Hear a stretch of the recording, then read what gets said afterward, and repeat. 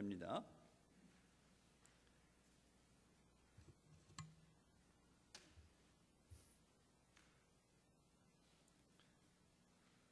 하나님의 말씀입니다. 사람에게 보이려고 그들 앞에서 너희 의를 행하지 않도록 주의하라.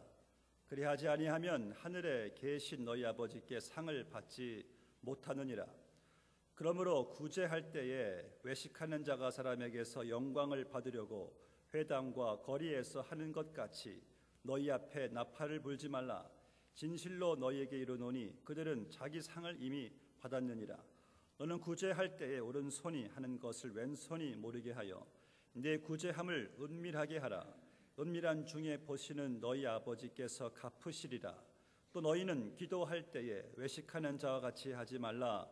그들은 사람에게 보이려고 회당과 큰 거리 어귀에 서서 기도하기를 좋아하느니라. 내가 진실로 너에게 이르노니 그들은 자기 상을 이미 받았느니라. 너는 기도할 때에 내 골방에 들어가 문을 닫고 은밀한 중에 계신 내 아버지께 기도하라. 은밀한 중에 보시는 내 아버지께서 갚으시리라. 아멘.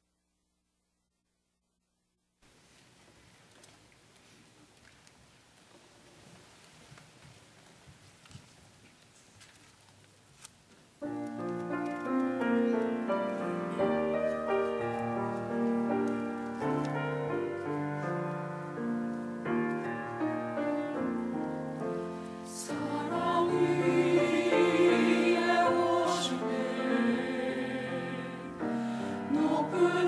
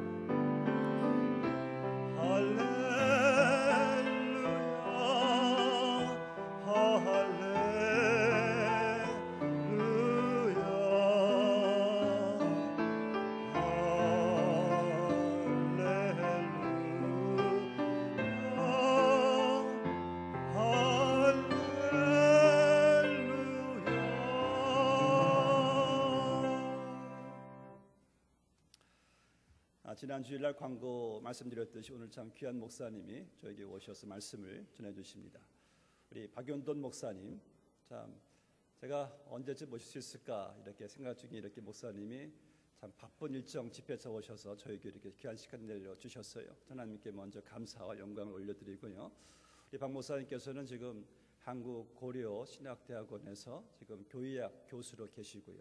또 그리고 작은 목자들 교회를 지금 섬기시고 계십니다. 지금 목사님이 한국의 지금 신학교와 또 한국 교육에 많은 영향력을 끼치시는 목사님이신데, 사실 한국 교회의 숙제가 이 성령론이에요. 하도 성령론이 왔다 갔다 하는 가운데 목사님이 참 개혁주의 입장에서 너무 성령론을 성경에 입각하게 잘 써주셔가지고 그 책이 많은 교계와 또 신학교에 많은 힘이 되고 있습니다. 그래서 또 베스트셀러 저자이시기도 하고요.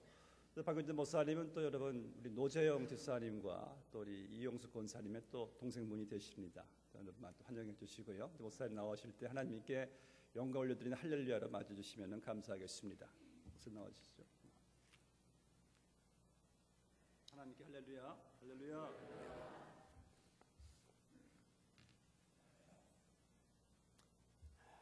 귀한 교회 와서 우리 교우님들과 함께 예배드리며 또 말씀으로 우리 교우님들을 섬길 수 있게 된 것을 기쁘게 생각합니다. 말씀을 통해서 주님의 평강과 은혜가 우리 교우님들과 함께 하기를 바랍니다. 전에 영화로도 상영된 바 있는 나니아 연대기를 잘 아실 것입니다. 영국의 저명한 영문학자이며 기독교 사상가인 C.S. 루이스의 작품입니다.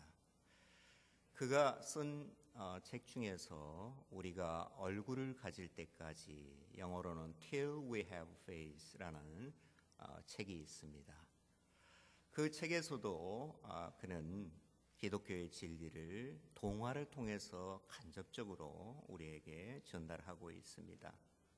거기서 그가 전하려는 메시지는 우리는 세상에서 얼굴 없는 존재로 살아간다는 것, 가면을 쓰고 살아간다는 것입니다. 그런데 우리들이 주님을 만날 때, 주님의 얼굴을 대면할 때 우리의 가면이 벗겨지고 그리고 우리의 참된 얼굴을 찾게 된다 하는 아주 의미심장한 메시지를 전달하고 있습니다. 우리는 정도의 차이는 있지만 다 가면을 쓰고 살아가는 것 같습니다. 가면을 오래 쓰고 살다 보면 참된 자기와 가면을 쓴 자기를 혼돈해 버리게 됩니다. 그래서 자신의 참된 모습을 잊어버리고 그리고 얼굴 없는 그러한 존재로 살아가게 되는 것이죠. 우리가 쓰는 가면은 삼중적 위장 효과가 있다고 합니다. 우리들의 참된 모습을 하나님께 숨기고 그리고 우리의 주위의 사람들에게 숨기고 그리고 마지막에 자기 자신에게 숨기는 것입니다. 그래서 우리들은 자신의 모습을 잃어버리고 우리가 살 때가 많습니다. 우리들의 문제는 우리 자신을 너무도 모른다 하는 것이 아닌가 한번 생각해 볼 필요가 있겠습니다. 주님은 가면 속에 숨어 사는 우리들을 찾아오셔서 우리들의 참된 얼굴을 찾게 해 주시는 분입니다. 오늘 본문에 외식하는 자라 하는 말이 있는데 이 말은 원래 무대 위의 광대를 가리키는 말로 사용되었습니다. 주님께서 그 당시 사람들로부터 경건한 사람들로 존경을 받던 종교 지도자들을 향해서 자주 너희가 외식하는 자들이다 하고 말씀하셨는데요. 그 말씀은 바로 너희가 우스꽝스러운 광대 노릇을 지금 하고 있다 하고 말씀하시는 것과 다름이 없습니다. 그 당시에 회당에는 가난한 사람들을 돕기 위한 일종의 헌금 제도가 있었습니다. 어떤 사람이 헌금을 많이 하면 누가 얼마를 냈다 하는 것을 공개하는 것이 하나의 관례였습니다. 가난한 사람들을 위해서 많은 헌금을 내는 것은 그것은 분명히 선한 일입니다. 그리고 재정적인 투명성을 기하기 위해서 누가 얼마를 냈다 하는 것을 밝히는 것도 꼭 잘못된 일이라고만 볼 수 없을 것입니다. 주님께서 지적하시는 것은 그들의 동기가 잘못됐다는 것이죠. 오늘 본문에 보면 사람에게서 영광을 얻으려고 그렇게 헌금을 했다 하는 것입니다. 그래서 주님께서 저희 상을 이미 받았다 하고 말씀하셨습니다. 그들이 원했던 것은 사람들로부터 인정과 존경을 받는 것이었는데 그들이 그것을 이미 받았음에 더 이상 기대할 것이 없다 하는 말씀입니다. 기도도 마찬가지입니다. 독실한 유대인들은 하루에 3번씩 기도했습니다. 회당에서 그리고 큰 거리에 사람들이 많이 모이는 장소에서 큰 소리로 열렬하게 기도를 했습니다. 주님께서 공중에서 기도하는 자체를 지금 비판하시는 것이 아닙니다. 공중 기도보다 골방 기도가 더 우월하다는 것을 말씀하시는 것도 아닙니다. 여기서 주님께서 지적하시는 것은 잘못된 동기이죠. 그들이 사람에게 보이려고 이렇게 열심히 기도했다 하는 것입니다. 우리 주님께서는 아주 경건하게 보이는 외양에 숨겨진 저열한 동기를 들춰내는데 명수이신 것 같습니다. 우리가 꽁꽁 숨기고 싶은 우리의 부끄러운 욕망과 그리고 동기를 들춰내는 사람에 대한 증오보다 더 큰 증오는 아마 없을 것입니다. 우리 주님께서는 유대인들의 바리새인들의 그 외관을 꿰뚫어 보는 해안으로 그들을 분노케 했고 그리고 그들과 원수가 되셨습니다. 우리 주님께서 한없이 온유하시고 부드러우신 분이지만 그러나 매우 예리하신 분입니다. 우리 주님께서 온유하시기만 했다면 결코 유대인들에게 미움을 사지 않았을 것입니다. 왜 주님께서 이렇게 예민한 반응을 보이셨을까요? 그것은 우리 주님께서 우리 마음의 중심과 동기를 중요시 여기시기 때문입니다. 거기서 하나님에 대한 참된 경건과 신앙이 비롯되기 때문이죠. 이 사람들은 기도와 헌금과 금식을 많이 하는 아주 경건한 사람들로 보이지만 그러나 아주 세속적인 사람들이었습니다. 거룩한 것까지 이용해서 세상에 헛된 영광을 얻으려고 했으니 가장 세속적인 사람들이라고 할 수 있는 것이죠. 그들은 마치 하나님이 존재하지 않는 것 같은 의식의 세계 속에서 지금 신앙생활을 하고 있는 것입니다. 그들의 안중에 하나님은 없습니다. 사람들밖에 보이지 않는 것이죠. 그들이 원했던 것은 사람들로부터 받는 존경과 인정이었고 하나님으로부터 오는 영광이 무엇인지 그들은 알지도 못했고 그리고 그것을 원하지도 않았습니다. 그래서 실제적인 무신론자라고 할 수 있는 것입니다. 이것이 과거 유대인들의 문제만이라고 볼 수는 없을 것입니다. 우리 신앙의 근본 문제가 무엇일까요? 우리가 보이지 않는 하나님보다 보이는 사람을 더 의식하고 하나님의 인정보다 사람들의 인정을 더 목말라 하면서 신앙생활을 할 때가 많다 하는 것이죠. 우리들이 교회에서 사람들 앞에 쇼를 할 때가 많습니다. 우리 안에 가장 강한 욕구 중에 하나가 인정 욕구라고 합니다.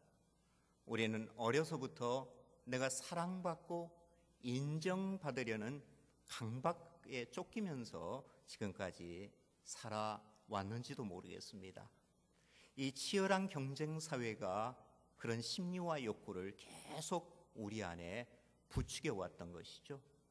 그래서 내가 다른 사람보다 더 앞서고 뛰어나고 더 많이 소유하고 더 많이 성취해서 내가 실력 있는 사람이다, 성공한 사람이다, 더 중요한 가치가 있는 사람이라 하고 인정을 받을 때 우리는 살맛이 나게 되는 것입니다. 인생의 의미와 희열을 그제서 느끼게 되는 것이죠. 우리 존재 가치를 결정하는 것이 사람들의 인정과 그리고 평판이기 때문에 우리들은 거기에 목을 매는 삶을 삽니다. 그래서 사람들의 칭찬과 박수갈채에 그토록 목말라 하는 것입니다.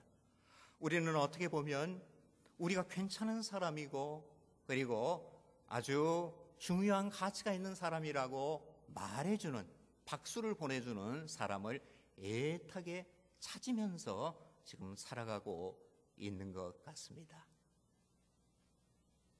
우리 주위의 사람이 우리의 존재 가치를 평가하는 배심원과 같은 역할을 합니다. 그 심사위원으로부터 우리들이 어떻게 평가를 받느냐? 성공한 사람이냐? 아니면 실패한 사람이냐? 괜찮은 사람이냐? 아니면 형편없는 인간이냐? 하고 평가받는데 노심초사하면서 우리들이 살아가고 있습니다.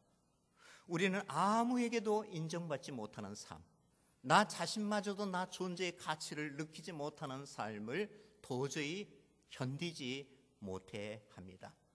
그래서 우리들이 하는 모든 일의 저변에는 인정 욕구가 강하게 작용하고 있다고 볼 수 있겠습니다.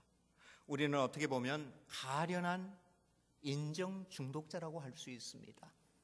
이 중독이 약물 중독, 알코올 중독보다 더 강한 중독입니다. 이 중독 때문에 우리들은 우리들의 참 얼굴을 드러내지 못하고 사람들로부터 좋은 인정과 평판을 받을 수 있는 가면을 만들어내는데 무의식적으로 무진장한 애를 쓰면서 거기에 에너지를 투자하면서 우리들이 살아가고 있는 것입니다. 참된 자아로서 자유롭게 성숙하고 살아갈 수 있는 모든 에너지를 쓸데없는 가면을 만들어내는데 우리들이 다 소진하면서 살아가고 있는 것이죠. 신앙생활을 하면서도 우리들이 하나님을 섬기는 데보다 오히려 사람들로부터 좋은 그런 인정을 받고 괜찮은 은혜로운 교인이라고 인정받기 위한 외식을 위해서 더 많은 에너지를 쏟으면서 우리들이 살아갈 때가 많습니다. 신앙으로 이 중독이 치유되기보다 오히려 더 심각해질 수가 있습니다. 우리 신앙인들이 세상 사람들보다 더 비참한 위선자가 될 수 있다 하는 것입니다. 신앙인들이 빠지기 가장 쉬운 죄가 헛된 영광과 인정을 구하는 것입니다. 우리들이 예수님을 믿고 방탕한 옛생활을 다 청산하고 그리고 교회에서 열심히 봉사하면서 이런 죄에 빠지기가 쉽다 하는 것입니다. 세상을 향한 허영심이 믿기 전과 좀 더 다른 방식으로 나타날 뿐입니다. 예수 믿기 전에 짓던 죄보다 좀 더 고상한 죄를 지으면서 우리들이 살아가는 것이죠. 그러나 이 죄가 사실은 술 취함과 방탕함보다 더 교활하고 심각한 죄악입니다. 형편없이 신앙생활을 하는 사람들은 이런 죄에 빠질 가능성이 적습니다. 그러나 열심히 신앙생활을 하는 사람일수록 이런 죄에 빠질 수 있는 확률이 높은 것이죠. 경건과 선행이 있어야만 지을 수 있는 유일한 죄, 경건과 선행 속에 은밀히 숨겨진 이 죄가 바로 이런 것이라고 할 수 있습니다. 우리들이 하나님을 섬기면서 교회에서 열심히 봉사할 때 우리들이 수고한 것, 우리들이 잘한 것을 다른 사람들이 알아주기를 원하는 인정 욕구가 우리 안에 일어나게 되는 것입니다. 세상에서 인정을 받지 못한 사람일수록 교회에 와서 더 인정을 받으려는 욕구가 발동하는 경우가 많습니다. 우리가 이민 와서 열심히 일을 해서 돈을 많이 모았습니다. 그러나 우리가 미국의 주류 사회에서 크게 인정을 받지는 못합니다. 그래서 세상에서 못 이룬 인정 욕구를 교회 안에서라도 채우려고 하는 그러한 강한 욕망에 사로잡힐 수가 있는 것이죠. 그래서 교회에서 중요한 직분이라도 맡게 되면 행세하려고 하는 사람이 간혹 나타나게 됩니다. 이민교회에서 일어나는 대부분의 문제와 갈등은 그릇된 인정 욕구에서 비롯된다고 볼 수 있겠습니다. 세상에서 느껴보지 못한 자신의 존재의 가치를 교회에서 사람들에게 인정과 존경을 받아서라도 좀 느껴보려는 그런 욕망에 사로잡히게 되는 것이죠. 세상에서 이것저것 다 해보다가 실패하고 목사가 되기 위해서 신학교에 들어오는 사람이 있습니다. 하나님께서 간혹 그런 식으로도 인도하십니다. 그래서 사람을 자랑할 것이 없게 만드시는 것이죠. 그러나 그런 사람일수록 세상에서 이루지 못한 인정 욕구를 목사가 돼서 성취하려는 강한 욕망에 사로잡혀서 죄를 할 수 있는 것입니다. 그래서 대형 교회를 이루어서 성공한 목사라 하는 인정과 영광을 받기 원합니다. 한국 교회가 안고 있는 가장 심각한 문제 중에 하나라고 할 수 있습니다. 한국 교회를 대표하는 어떤 목사가 모 기독교 단체의 회장이 되기 위해서 20억의 선거 자금을 뿌렸다고 해서 큰 무리를 일으킨 적이 있습니다. 참 정신 나간 목사이죠. 명예욕에 사로잡히면 사람을 미치게 만드는 모양입니다. 그러니까 자신의 그런 행동으로 하나님의 영광이 얼마나 가려지는지, 교회의 이미지가 얼마나 손상되는지 아랑곳하지 않게 되는 것이죠. 그러나 그런 목사를 보면서 우리는 우리들의 부끄러운 자화상을 한번 돌아볼 필요가 있습니다. 우리 안에도 헛된 영광에 대한 목마름이 아주 많습니다. 그것을 이루지 못했을 뿐입니다. 얼마나 명예욕이 많은지 모르겠습니다.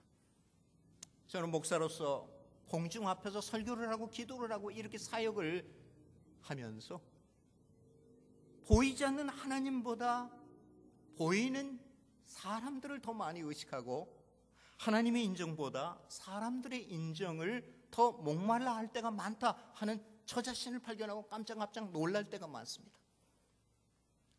저 자신도 치유가 필요한 가련한 인정 중독자가 아닌가 하는 생각이 듭니다.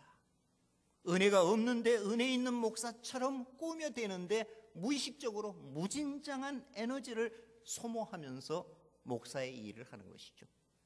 괜찮은 목사, 솔직한 목사, 의식이 있는 목사라는 그런 이미지를 관리하는데 무진 애를 쓰면서 이렇게 사역을 할 때가 많습니다. 나이가 들어가면서 이 가식의 짐이 점점 무겁게 저를 짓누르는 것을 경험하게 됩니다. 그래서 자유하고 싶습니다. 주님의 긍휼을 더 간절히 구하게 되는 것이죠. 우리 목사들이 많은 교인들이 기대하는 목사의 모습을 그래도 어느 정도 만들어내야 되기 때문에 스트레스가 많습니다.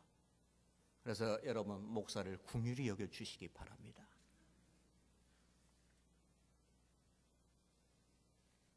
본문에서 주님께서는 외식하는 신앙과 참된 신앙을 대조하셔서 설명을 하고 계십니다. 그 근본 차이는 외식하는 신앙은 그 포커스가 사람에게 맞춰 있습니다. 사람에게 보이려고 하는 것이죠. 반면에 참된 신앙은 사람들에게 보이지 않게 은밀한 가운데 하나님만 보시기에 그 경건을 행하는 것이라고 할 수 있어요. 그래서 주님께서 오른손이 하는 거 왼손이 모르게 해야 되고, 그리고 기도할 때 골방에 들어가서 은밀한 중에 보시는 너희 아버지께 기도하라 하고 말씀하셨습니다. 참된 신앙은 사람들에게는 보이지 않고 하나님께만 보이는 은밀한 영역에서 내가 어떻게 행하느냐로 결정이 됩니다. 교회에서 사람들에게 드러나는 봉사는 열심히 하면서 하나님만 보시는 은밀한 영역에서 바로 살지 아니하고 하나님과 깊이 교제하는 기도 생활을 하지 않은 사람은 하나님 보시기에 외식하는 사람이라고 볼 수 있습니다. 우리는 우리들의 경건과 선행을 다른 사람이 좀 알아주기를 바랍니다. 이민생활에 돈이 얼마나 귀합니까? 우리의 피와 같죠. 그렇게 열심히 힘들게 번 돈을 나를 위해서도 제대로 쓰지 못하고 선한 일을 위해서, 주님의 교회를 위해서 희생적으로 헌금하는 생활을 하는데 아무도 알아주지 않는다면 얼마나 섭섭하겠습니까? 왜 아무도 알지 못하게 아무런 인정과 칭찬과 보상도 받지 못하도록 그렇게 봉사를 해야 할까요? 참 어리석은 일처럼 보이죠? 그러나 그것이 참으로 지혜로운 일입니다. 아무도 보지 않게 그 일을 하는 것 같지만 사실은 누군가에게 보이려고 그 일을 행하는 것입니다. 제가 여기 오기 전에 워싱턴에 들렸다 왔습니다. 워싱턴에 어떤 한인 교회가 있는데요, 이명박 대통령이 미국에 방문해서 그 교회에 와서 주일 예배를 드렸다고 합니다. 만약에 이명박 대통령이 LA를 방문해서 이 교회에 와서 같이 예배를 드린다, 저만큼 앉아 계시다, 그러면 제가 누구를 가장 의식하겠습니까?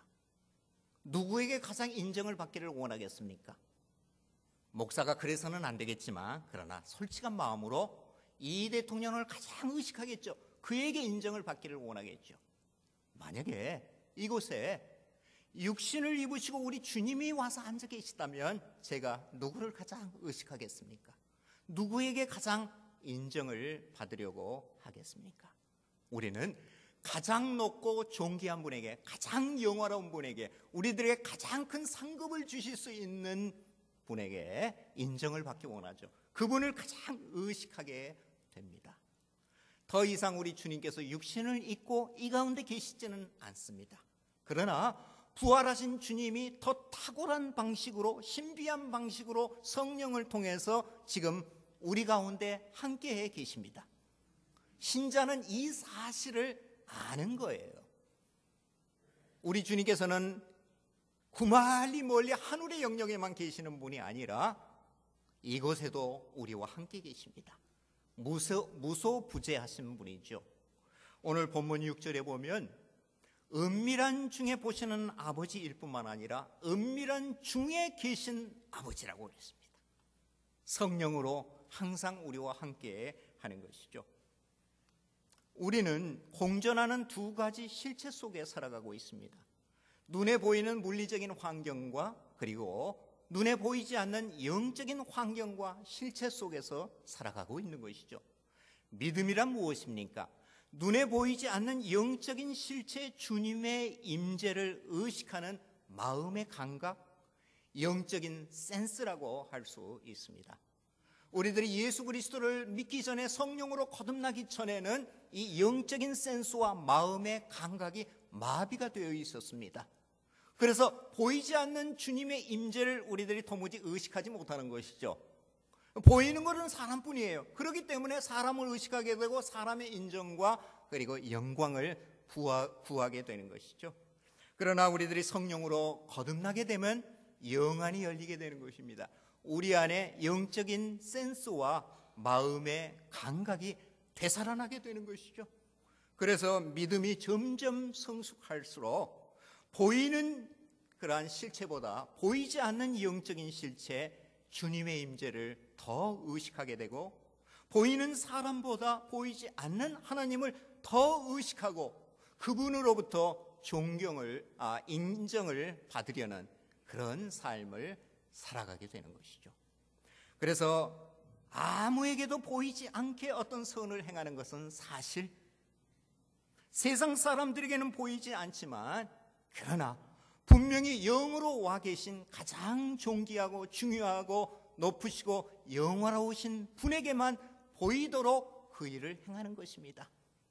세상 사람들로부터 받는 존경과 인정과 상급과 발수보다 훨씬 더 가치가 있는 하늘의 상급을 받기 위해서 그 일을 행하는 것이죠.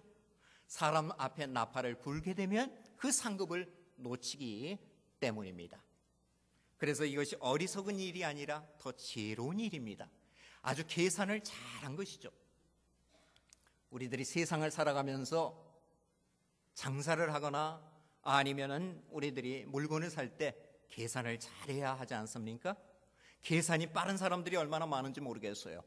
그러나 영적인 일에, 이 신앙에 있어서도 계산을 좀 잘해야 되겠다 하는 것입니다. 여러분, 어떻게 보면은요, 이렇게 은밀한 가운데 선을 행하는 것이, 존귀한 분에게만 보이기 위해서 선을 행하는 것이 가장 지혜롭고 계산을 잘한 일이죠. 더 크게 나팔을 부는 것입니다. 더 널리 광고를 하는 것입니다. 우주 끝까지, 하늘 끝까지 나팔을 부는 것이죠. 천군 천사들을 향해서 나팔을 부는 것입니다. 온 하늘이 알아주도록 광고를 하는 것이라고 할 수 있는 것이죠. 인정 욕구가 없어지는 것이 아니라 더 강렬한 인정 욕구에 사로잡히는 것을 의미합니다. 인정 욕구 자체는 하나님께서 주시는 정당한 욕구입니다. 죄로 말미암아 왜곡되었을 뿐이죠. 하나님께서 주시는 진정한 영광보다 우리들이 세상의 헛된 영광을 더 추구하는 것이 문제입니다.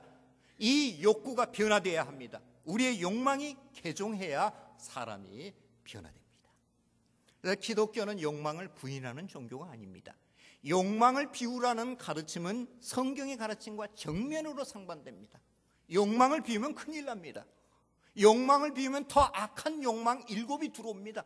더 악한 귀신 7이 우리 안에 들어와 우리를 사로잡게 되는 것이죠. 기독교는 참된 욕망, 거룩한 욕망으로 초대하는 종교입니다. 거룩한 욕망으로 충만케 하는 종교입니다.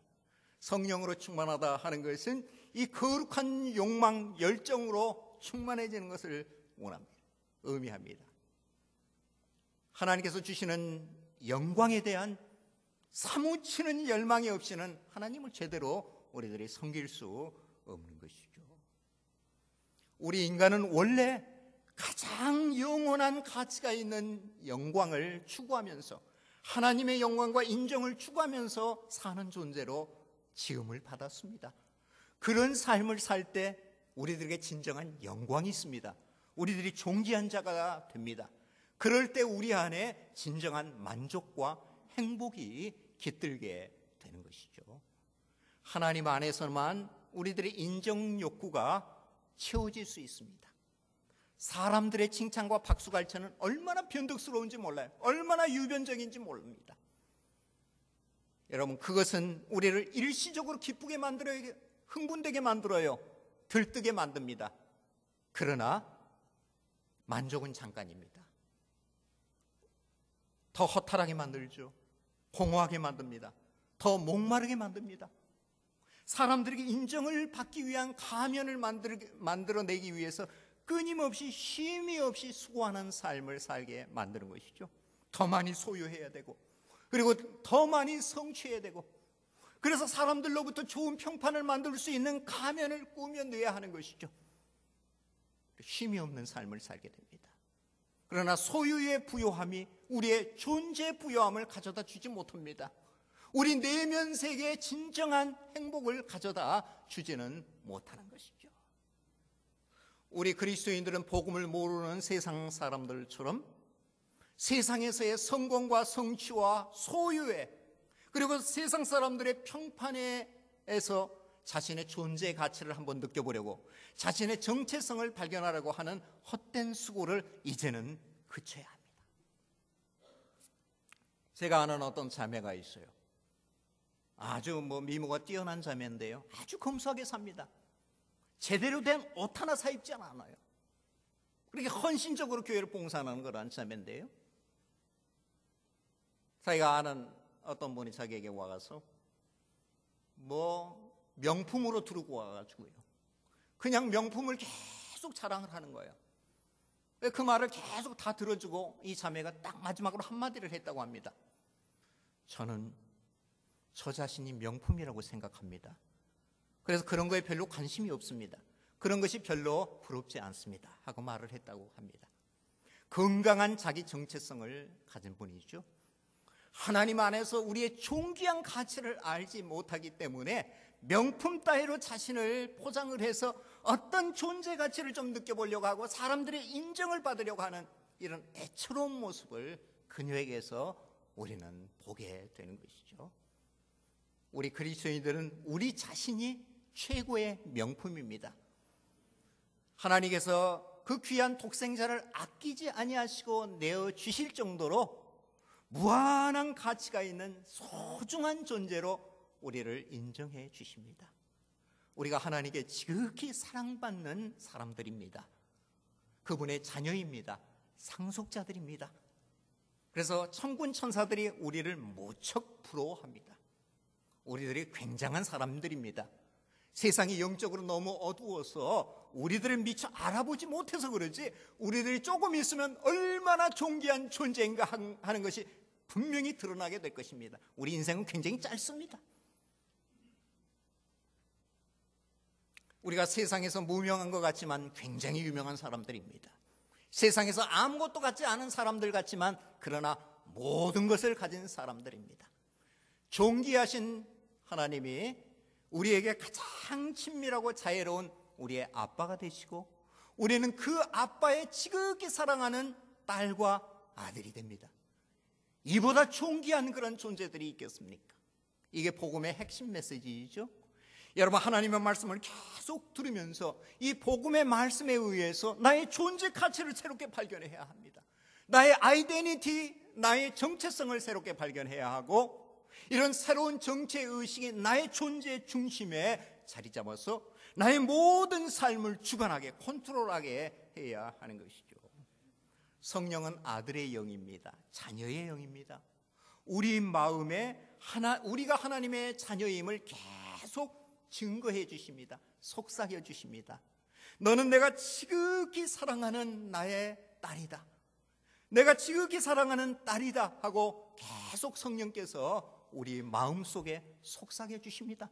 육성이 아닙니다. 신비한 음성이 아닙니다.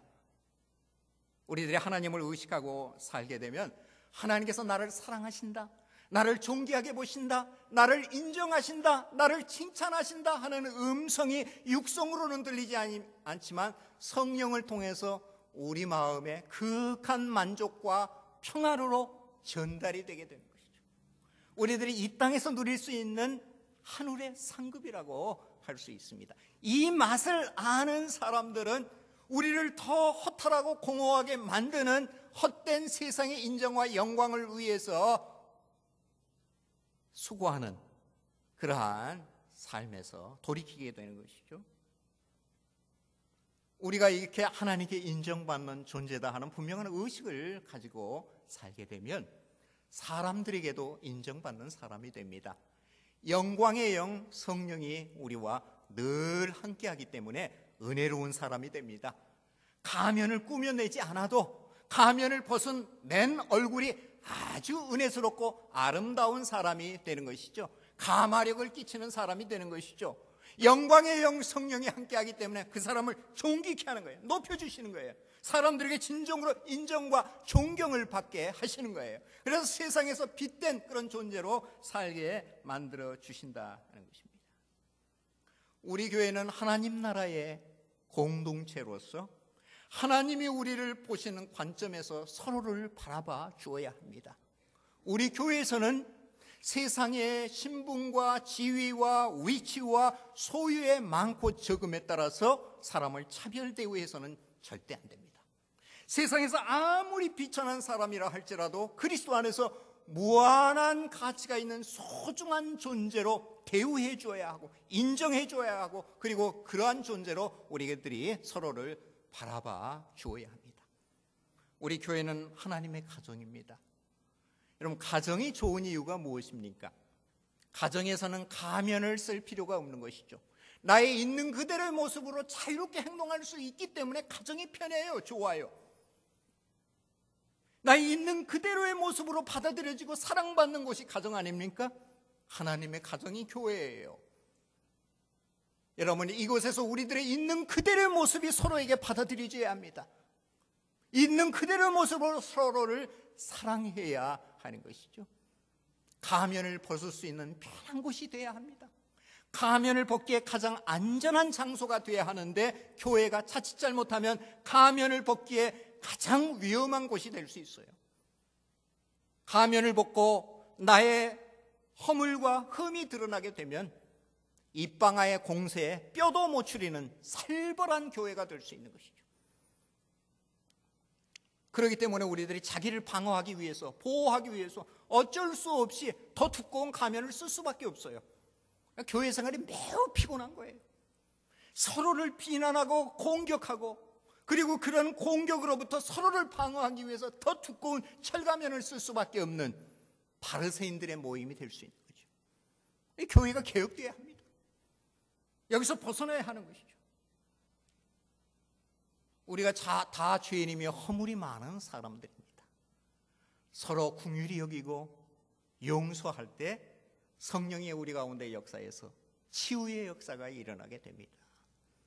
주의 영이 있는 곳에 치유가 있고 자유함이 있습니다.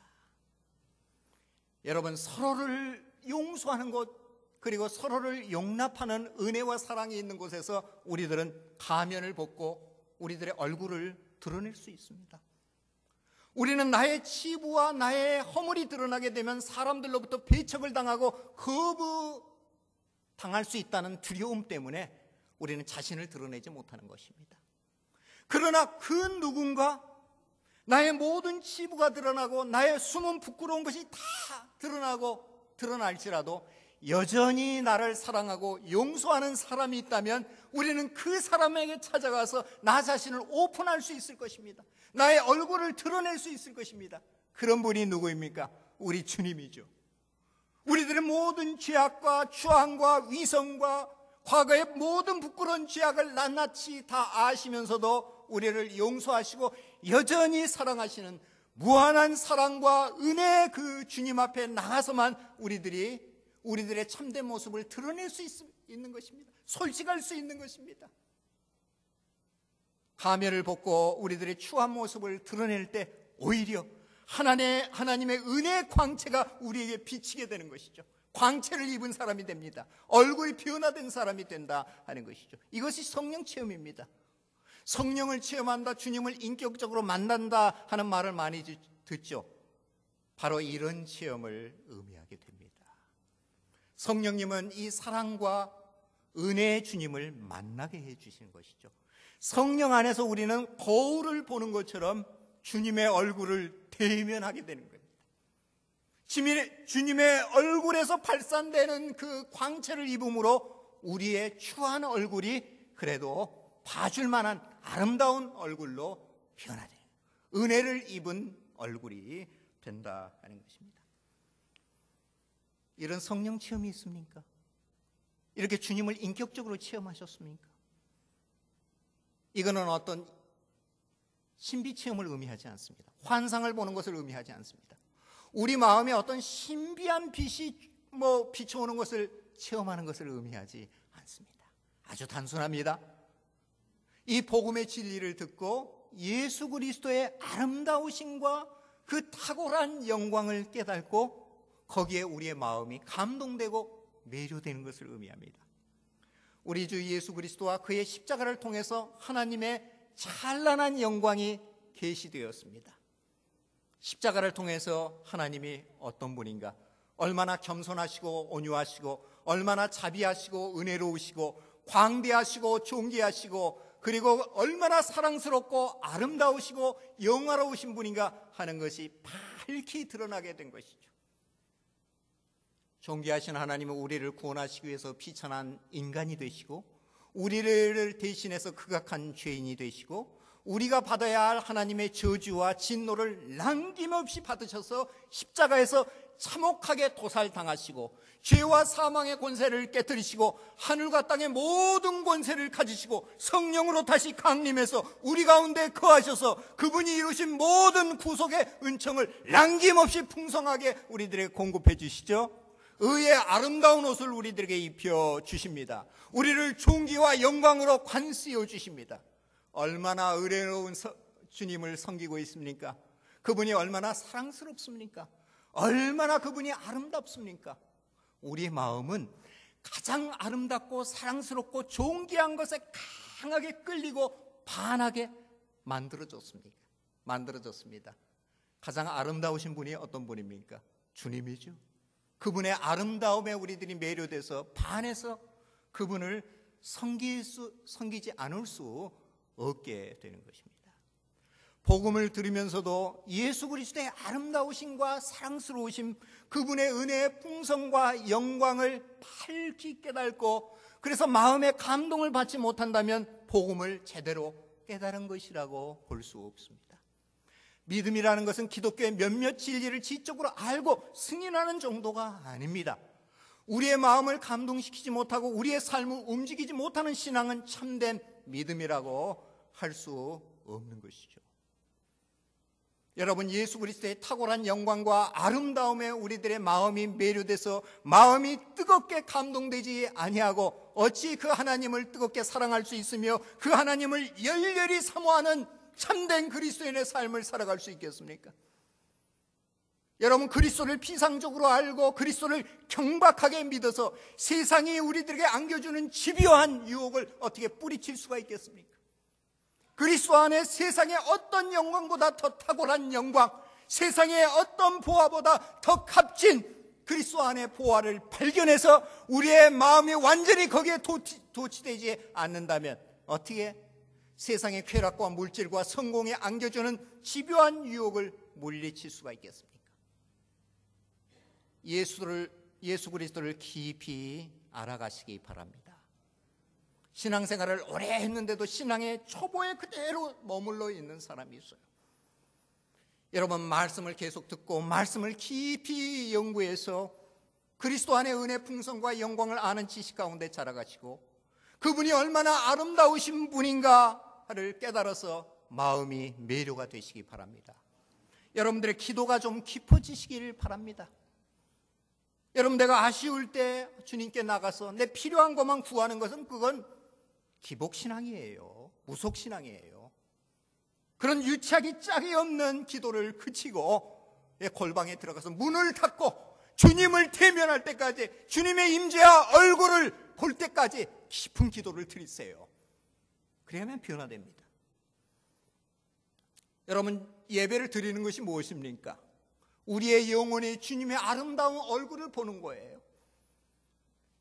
여러분, 이 말씀을 통해서 주님이 얼마나 아름다우신 분인가, 주님이 우리를 위해서 얼마나 귀한 일을 행해 주셨는가, 주님께서 우리들에게 주시고자 하는 은혜의 풍성은 무엇인가 하는 것이 우리 마음에 그려지는 것이죠. 주님의 얼굴이 말씀으로 그려지는 것입니다. 예배를 통해서 주님의 얼굴을 보는 것이고 기도를 통해서 주님의 얼굴을 보는 것이죠. 우리가 무엇을 주로 바라보고 사느냐에 따라서 그 바라보는 대상에 의해서 우리가 변화됩니다. 그런 모습으로 우리들이 새로워지게 되는 것이죠. 세상과 세상의 영광을 계속 바라보고 추구하다 보면 어느새 자기도 모르게 세상과 같은 모습으로 변해 있는 자신을 발견하게 될 것입니다. 세상을 지배하고 있는 세상신 사단이 세상의 풍조와 유행과 가치관을 따라서 살도록 강력한 영향력과 압력을 우리들에게 가합니다. 그래서 세상의 문화의 틀 속에 우리를 집어넣어서 세상의 모형으로 찍혀 나오게 만드는 것이죠. 그러나 우리가 주님과 주님의 얼굴과 영광을 계속 바라보고 살게 되면 주님의 아름다운 형상으로 점차 변화되게 됩니다. 우리가 계속 바라보는 주님의 얼굴에서 우리를 변화시키는 놀라운 트랜스포밍 파워가 발산됩니다. 성령의 강력한 레이저가 우리들의 마음과 인격에 계속 투사가 돼서 우리들의 마음과 인격에 주님의 아름다운 형상을 조각해가는 거예요. 새겨가는 거예요. 그래서 우리로 주님의 얼굴을 닮은 얼굴을 되찾게 하시는 것입니다. 여러분, 한국교회가 안고 있는 문제가 무엇일까요? 왜 세상 속에서 빛된 역할을 우리들이 하지 못하고 있을까요? 그 실패의 원인은 무엇일까요? 예수 그리스도를 오디오로 들려주는 사람은 많은데 예수 그리스도를 비디오로 보여주는 사람은 드뭅니다. 그것이 문제이죠. 그리스도인의 흉내를 내는 가면을 쓴 외식자의 얼굴을 우리들이 가졌지만, 그러나 예수님의 아름다운 얼굴을 보여주는 참된 그리스도의 얼굴을 우리들이 갖지 않았기 때문에 우리가 세상 속에서 빛된 역할을 하지 못하고 있는 것입니다. 한국교회가 새로워지기 위해서 성령의 은혜로 말미암아 예수 그리스도의 얼굴을 닮은 아름다운 얼굴을 우리들이 되찾아야 할 것입니다. 이런 얼굴을 되찾도록 성령께서 지금 강하게 역사하고 계십니다. 예배를 통해서, 말씀을 통해서 그의 얼굴빛을 우리들에게 비춰주셔서, 우리의 마음속에 투사해 주셔서 우리 안에 주님의 얼굴을 닮은 아름다운 사람들로 변화되게 해 주시는 것이죠. 이런 아름다운 교인들이 되기를 바랍니다. 이런 아름다운 교인들이 모여있는 교회가 되기를 간절히 바랍니다. 기도하겠습니다. 걸어가신 우리 하나님 아버지, 가식의 무거운 짐을 지고 참된 자유로서, 자아로서 자유롭게 살아갈 수 있는 모든 영적인, 정신적인 에너지와 자원을, 가면을 만들어내는데 소진하고 살아가는 저희들을 긍휼히 여겨주시고, 성령의 충만한 은혜에 사로잡히게 하셔서 성령 안에서 참된 자유함을 얻게 해 주옵소서. 성령 안에서 예수 그리스도의 얼굴에 나타나는 하나님의 영광의 빛을 저희에게 비춰주심으로 저희의 가면이 벗어지게 하여 주시고, 하나님의 은혜의 광채를 입은 하나님의 영광을 조금이라도 반영하는 그러한 아름다운 얼굴을 회복하는 우리 그리스도인 되게 하여 주옵소서. 그래서 우리 교회가 이 세상에 빛이 되게 하여 주시고 소망이 있게 해 주옵소서. 이 교회가 그런 교회가 되게 하여 주옵소서. 우리 교인들이 그런 교인들이 되게 하여 주옵소서. 예수님의 이름으로 기도드리옵나이다.